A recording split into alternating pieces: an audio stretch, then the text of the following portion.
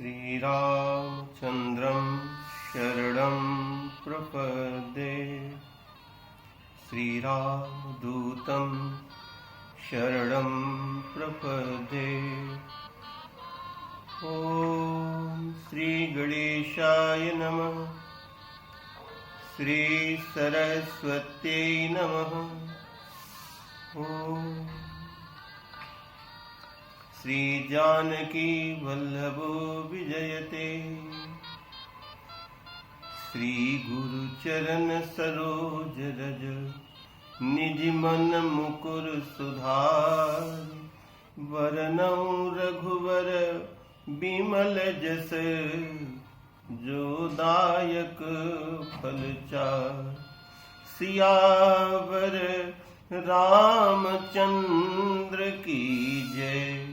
पवन सुत हनुमान की जय। उमापति महादेव की जय। बोलो भाई सब संतन की जय। बोलो भाई सब तीर्थन की जय। गौ माता की जय हो। गीता मैया की जय हो। गंगा मैया की जय हो। भारत के संतों की जय हो। भारत के तीर्थों की जय हो। भारत के सैनिकों की जय हो। भारत के शहीदों की जय हो। भारत माता की जय हो। कली पावना अवतार गोस्वामी तुलसीदास जी महाराज ने ये स्पष्ट कर दिया है कि हमें राम तक पहुंचने के लिए पहले गुरु की कृपा प्राप्त करनी होगी। गुरु की कृपा से जब साधक को दिव्य दृष्टि प्राप्त हो जाती है, और दिव्य दृष्टि कैसे प्राप्त होगी? गुरु भगवान ने जो मंत्र दिया है, तीर्थ के नहाने का एक फल प्राप्त होता है। कोई संत से मिलन हो जाए तो ऐसा हमने संतों से सुना कि उससे 4 फल प्राप्त होते हैं। और सद्गुरु भगवान प्राप्त हो जाएं तो अनंत फल की प्राप्ति होती है। तीर्थ नहाए एक फल, संत मिले फल 4। सद्गुरु मिले अनंत फल, कहत कबीर विचार। ये कबीर का विचार है, आप उसको चाहे तो स्वीकार कर सकते हैं। कबीर के विचार को आप अपना विचार बना सकते हैं। कबीर के जीवन की अनुभूति को यदि चाहें तो आप अपने जीवन की अनुभूति बना सकते हैं। गुरु की कृपा हो जाए तो सबसे पहले तो गुरु का जो मंत्र है, गुरु का जो दिया हुआ शब्द शक्ति है, जिसकी अनवरत प्रक्रिया में रहता है, जो अभ्यासी अनवरत उस अभ्यास में लगा रहता है, और फिर भी एक ऐसी अवस्था आती है, हर एक सत्संग में रहता होगा कि बाद में एक दीक्षा संस्कार होता है। तो यहां पर लिखा है, भगवान शिव कहते हैं, हे शिवा, दीक्षा होने से, दीक्षा संस्कार होने से उस शिष्य के सभी काम सफल हो जाते हैं। यहाँ पर जो शिष्य है उसकी संज्ञा शिष्य नहीं रहती है, यहाँ पर शिष्य की संज्ञा गुरु पुत्र के, वह गुरु का पुत्र बन जाता है। गुरु उसको अपने अध्यात्म जगत की संतान मान लेते हैं, बना लेते हैं उसको। वे शिवा, वो गुरु पुत्र जो है उसके सभी कार्य सफल हो जाते हैं। गुरु मंत्रो मुखे यस्य तस् सिद्ध्यन्ति नान्यथा। दीक्षया सर्व कर्माणि। दीक्षा होने से सभी कार्य सिद्ध्यंति गुरु पुत्र के, जो गुरु का पुत्र बन चुका है, उसने अपना गुरु के साथ में अध्यात्म 2 प्रकार के वंश हैं। परम पूज्य डोंगरे जी महाराज ने भागवत रहस्य में इसका स्पष्टीकरण किया है। एक तो वो पुत्र हैं जो विदुवंशी हैं, और एक वो हैं जो नादवंशी हैं।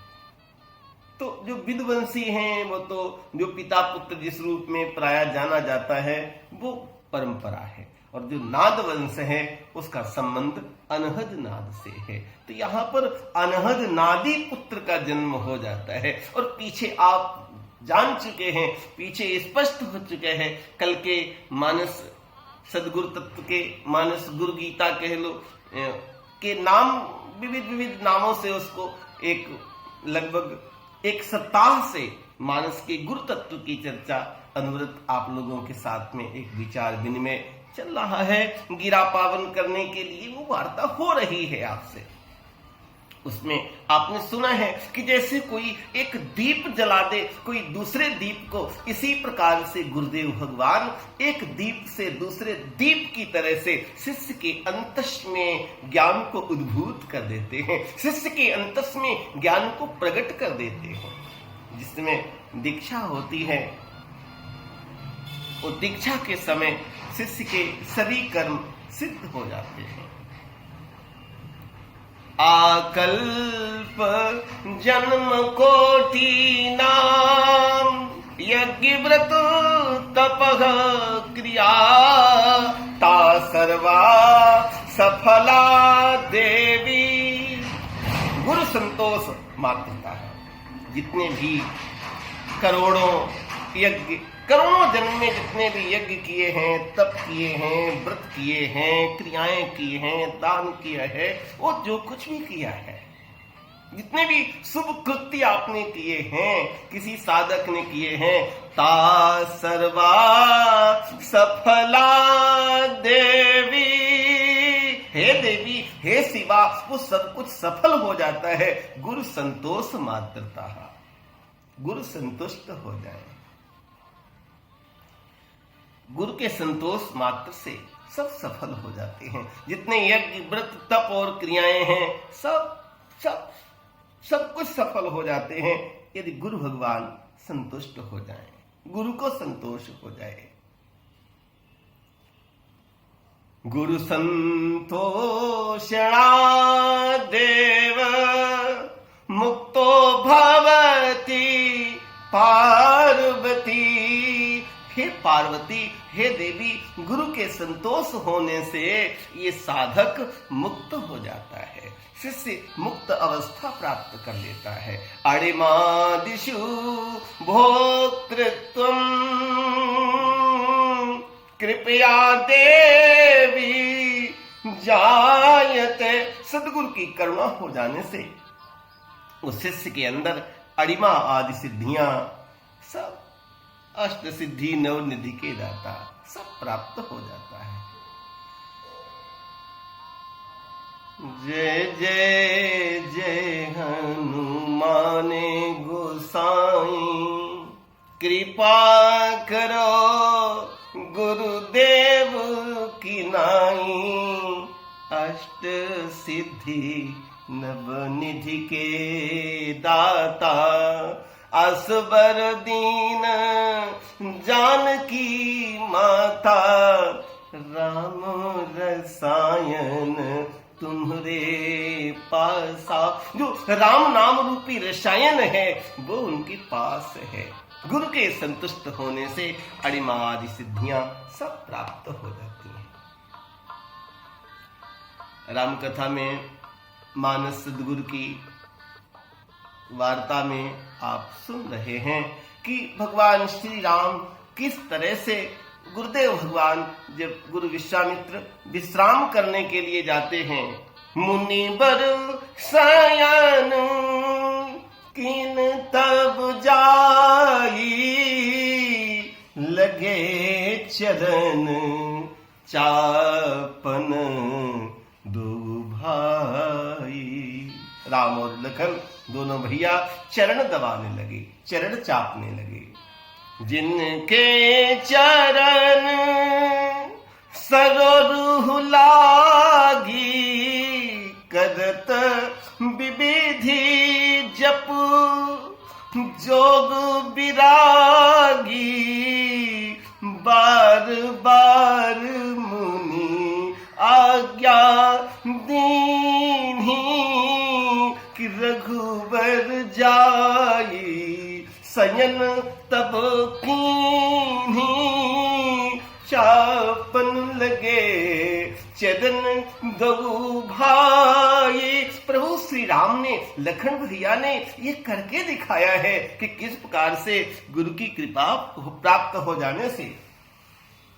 और भी आपको प्रकरण मिलेंगे तो ये तो आपको लगेगा कि अभी तो लगभग विद्यार्थी जीवन है, जनकपुर की तरफ बढ़ रहे हैं, लेकिन जब राजा हो गए, बड़े पद हो गया, सिया जी के साथ हो गए, फिर भी एक और आप झलक देख लीजिए। सुने गुरु वचन, धनुष उठाने में भी गुरु की कृपा को याद करके और धनुष को तोड़ दिया, अहंकार रूपी धनुष को तोड़ दिया।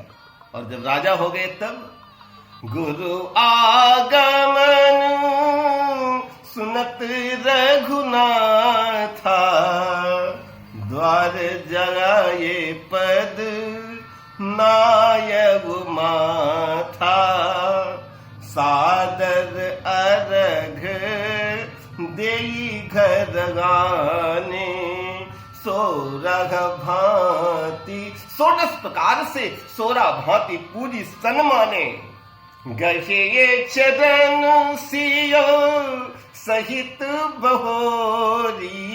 सिया जी के साथ में भगवान श्री राम और सिया ने गुरु के चरण पकड़ लिए। गहे ये चरण सिया सहित बहोरी बोले राम कमल कर जोरी। राम जी अपने कमल स्वरूपी हाथों को, जो निर्लिप्तता का प्रतीक है, कमल की बहुत उपमा मिली है गोस्वामी जी के साहित्य में। सेवक सदन स्वामी आगमनु मंगल मूल अमंगल दमनु। आपने प्रभुता छोड़ करके बड़ी कृपा की, तो सेवक के घर पधारे। आज मेरा ये घर पावन हो गया, आज ये मेरा घर तीर्थ हो गया साहब। प्रभुता तजी प्रभु कीन सनेहु भजगु पुनीत आज यह गेहू भजगु पुनि। बाद में तो राम जी को भी सदगुरु के रूप में जगत में स्वीकार किया गया। जो सद शिष्य नहीं है वो सदगुरु नहीं बन सकता है। सदगुरु बनने के लिए पहले उसको सद शिष्य बनना ही पड़ेगा, उसके बिना कोई व्यवस्था नहीं है। आग वो दे सके जो स्वयं हो जला, जो दीप प्रज्वलित नहीं है वो दूसरे दीप को कैसे जला सकता है। गुरु निर्मला शांत। हे शिवा, अब मैं आपको कुछ गुरु के विशेषण बताने जा रहा हूं। ऐसे तो गुरु की महिमा अनंत है, अपार है, वेद भी उसका पार नहीं पा सकते हैं, फिर भी मैं कुछ संकेत के रूप में कह रहा हूं। गुरुवो निर्मला शांत। गुरु भगवान निर्मल हैं, गुरु भगवान शांत हैं। साधवो वो साधु स्वभाव के हैं। मित भाषिण कम बोलने वाले हैं। बाणभट्ट जी संस्कृत साहित्य के उच्च कोटि के विद्वान बाणभट्ट जी ने कादंबरी में एक सूक्ति लिखी है, बहुभाषिणो न श्रद्धाति लोकः बाणोच्छिष्टम जगत सर्वम। बाणभट्ट ने सब कुछ सब जगह से उच्छिष्ट किया है, सब जगह प्रसादी ग्रहण की है। बहुभाषिणः न श्रद्धाति लोकः। अधिक बोलने वाले पर लोग विश्वास नहीं करते हैं। एक जगह पर रघुवंश महाकाव्य में भी एक सूक्ति है, सत्याय मित भाषिणा, जहां पर सूर्यवंश के गुणों का वर्णन किया। सो अहम आजन्म शुद्धानाम अफलोदहि कर्मणाम आसमुद्र क्षितिशानाम अनाघरथ भरत मनाम यथा विधि आहुत अग्निनाम यथा कामार्चित अर्थिनाम यथा अपराध दंडानाम यथा काल प्रबोधिनाम त्यागाय समृत अर्थानाम सत्याय मित भाषिणाम। सत्याय मित भाषिणाम यशसे विजिगीषूणाम रघुडाम अनवहम वखे तनवाक विभवो पिशन तद गुण ही करणम आगत्य चापलाय प्रणोदिता है। सत्याय मित भाषिणाम, जो सदगुरु है वो कम बोलते हैं। सत्याय मित भाषिण, जो सत्य के लिए कम बोलने वाले हैं। साधवो मित भाषिण, सदगुरु का एक विशेषण साधु है। राम कथा में आगे का सूत्र साधु महिमा आएगा। तो साधु सदगुरुदेव भगवान को भी साधु शब्द का संकेत किया। मित भाषिणा, कम बोलने वाले हैं। काम क्रोध विनिर्मुक्त, ऐसा नहीं कि कभी कभी आ जाता, नहीं साहब, यहां पर जो है विनिर्मुक्ता, दो एक साथ में दो विशेषण लगा करके ये सिद्ध कर दिया है कि काम और क्रोध से वह पूर्ण रूप से मुक्त हैं। उन्हें काम और क्रोध स्पर्श नहीं कर सकता है, क्योंकि काम क्रोध में कोई सामर्थ्य नहीं है जो सद्गुरु के तत्व को स्पर्श कर सके। काम क्रोध विनिर्मुक्तः सदाचार जितेंद्रिय, वो सदाचारी हैं। गुरु भगवान का स्वरूप है सदाचारी। जितेंद्रिय, अपनी इंद्रियों को जीतने वाले हैं। हे शिवा, ये सदगुरु के लक्षण हैं। इससे भगवान मानो ये कसौटी भी कर रहे हैं कि जहां पर ये लक्षण दिखें समझ लेना सदगुरु हैं। तो अपने विवेक से इन लक्षणों को सुनते सुनते सदगुरु की पहचान करो। सर्व संदेह संदोह, आप शिष्य के मन में किसी प्रकार की कोई संदेह पैदा हो, वो उन सब का संदोहन करने वाले हैं, संदेहों का निवारण करने वाले हैं। श्रीमद् भगवद गीता शास्त्र में अर्जुन कहता, गत संदेहा नष्टो मोहा स्मृत लब्धा करिष्यामि वचन प्रिय है। हे प्रभु, अब आप जो कहेंगे मैं उस वचन का पालन करूंगा। तत्प्रसादान मया अच्युत स्थितो अस्मि गत संदेह करिष्याम वचनम तब। हे प्रिय, हे गोविंद, अब आप जो कहोगे हे इंद्रियों के स्वामी, मैं उसका पालन करूंगा। बोध हो गया उसको। सर्व संदेह संदोह निर्मूलन विचक्षण, जितने जीवन के संदेह हैं सारे संदेहों को गुरु की कृपा से उनका निवारण हो जाता है, सभी संदेह मिट जाते हैं। भगवान श्री आदि शंकराचार्य, प्रतिभाएं अद्वितीय प्रतिभा हमारे भारतवर्ष की, और गुरु की तलाश में यात्रा करते करते 2 माह पैदल यात्रा करके वो बाल सन्यासी यात्रा करते करते और ओंकार नाथ में पहुंचते हैं। वहां पर गोविंद पादाचार्य, एक महापुरुष दिव्य संत, कितने 100 वर्ष से पुराने से वो गुफा में बैठे थे, किसी को पता नहीं। कब से थे कोई पता नहीं। सब उनको ये कहते थे कि हमारे पूर्वज कहते हैं कि इसी प्रकार से समाधिस्थ हैं। इस विद्यार्थी के मन की जिज्ञासा को देख करके बाहर कुछ सन्यासियों ने बड़ी सराहना की कि बहुत हमें अच्छा लगा, आपके अंदर ये जिज्ञासा है और आप गुफा में अंदर जाइए। हो सकता है आपके ऊपर करुणा करके गुरुदेव कुछ बोले, हमारा तो बचपन से लेके वृद्धावस्था आ गई, हम उनके उपदेश को सुनने के लिए लालायित हैं, प्रतीक्षा कर रहे हैं। एक दीपक लेकर के जगत गुरु शंकराचार्य जो बालक के रूप में थे उस गुफा में प्रवेश किया। अंदर देखा तो केवल एक अस्थियों का ढांचा मात्र है, पर उसके अंदर से दिव्य प्रकाश निकल रहा है, दिव्य तेज है। जगत गुरु को श्रीपद गोविंद पादाचार्य के सामने, गुरुदेव के सामने समाधि लग गई। गुरुदेव का जो शक्तिपात हुआ, गुरुदेव ने जो शक्तिपात किया, उन्हें ऊर्जा से ओतप्रोत किया, उनके प्रेमाश्रुओं की वर्षा होने लगी, परम समाधि में लीन हो गए।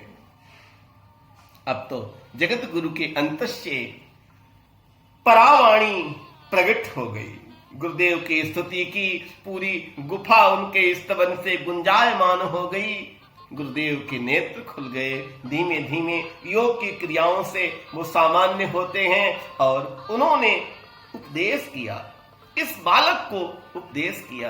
ये सूचना सुनकर के और चारों तरफ के लोगों की भीड़ उनके दर्शन के लिए उमड़ पड़ी और वो ओंकारनाथ, ओंकारेश्वर तीर्थ बन गया।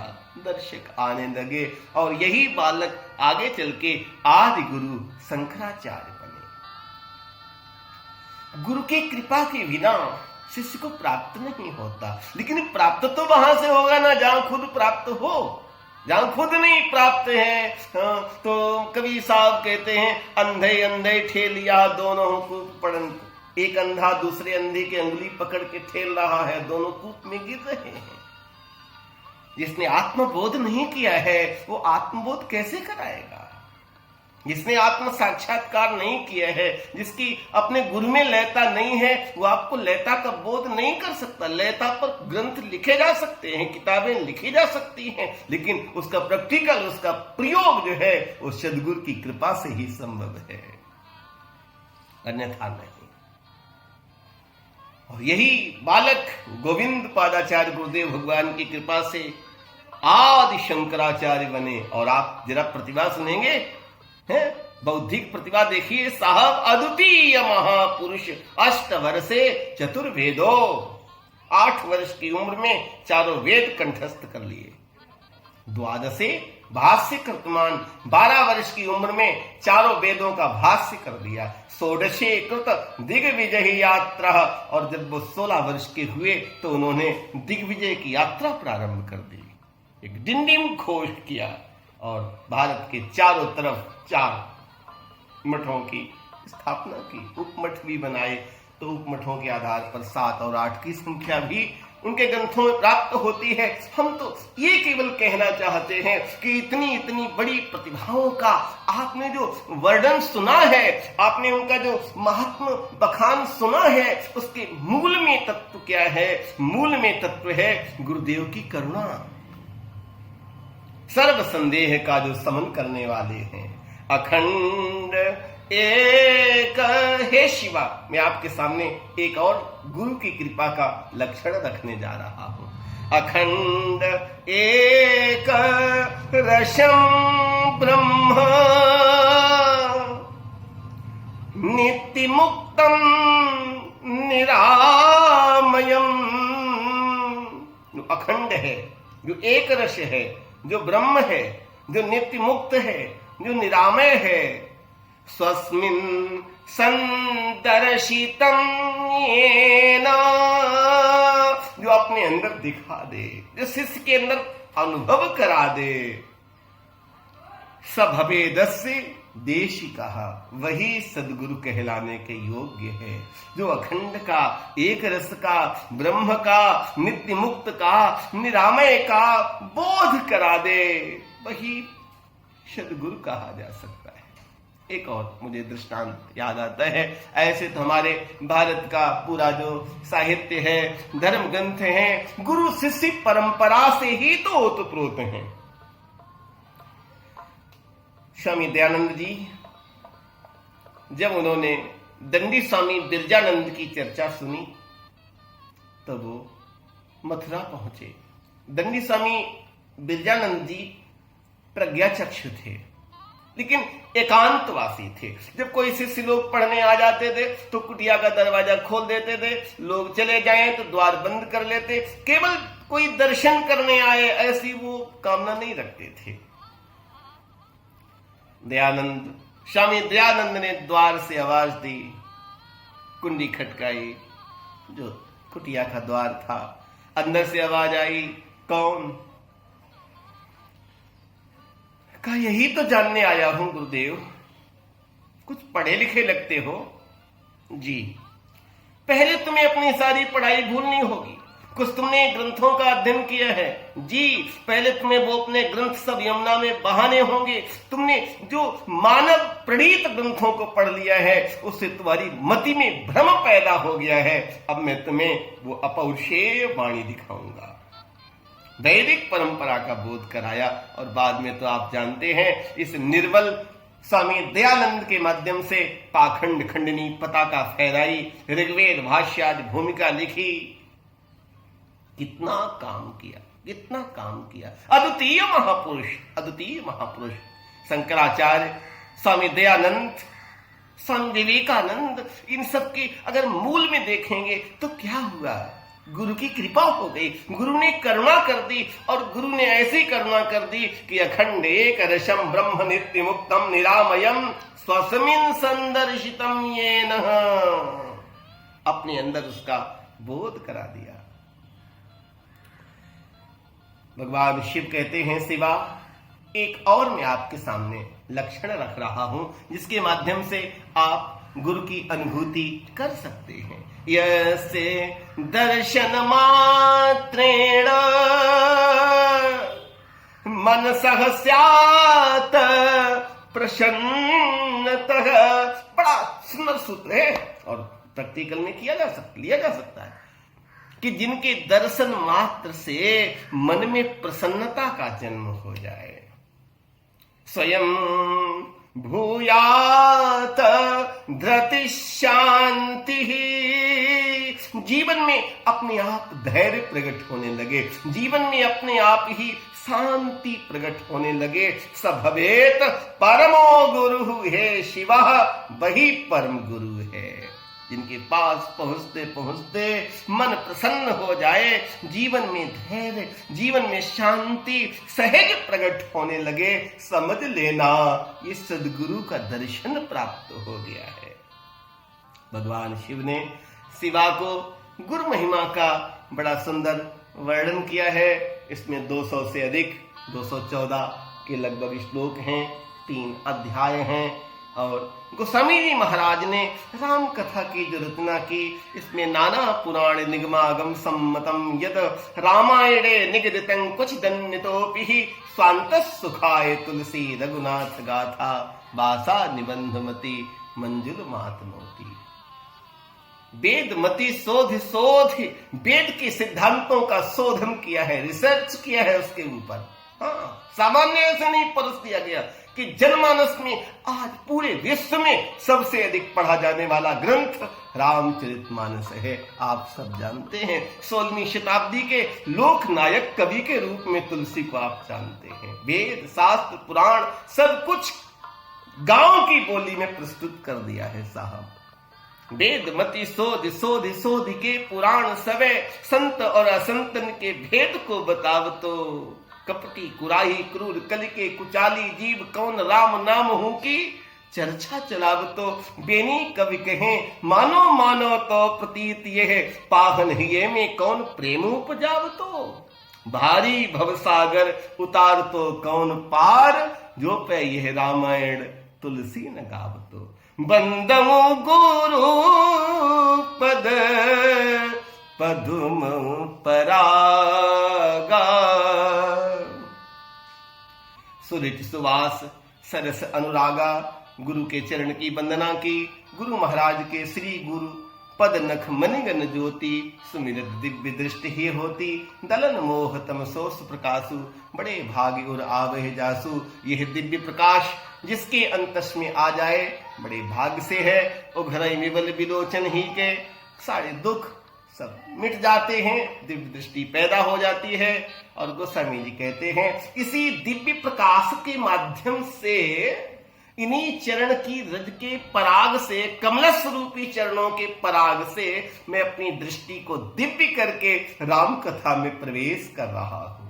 तेहि कर बिमल विवेक विलोचन, बरनउ राम चरित भव मोचन। अब मैं आपके सामने राम कथा कहने जा रहा हूं।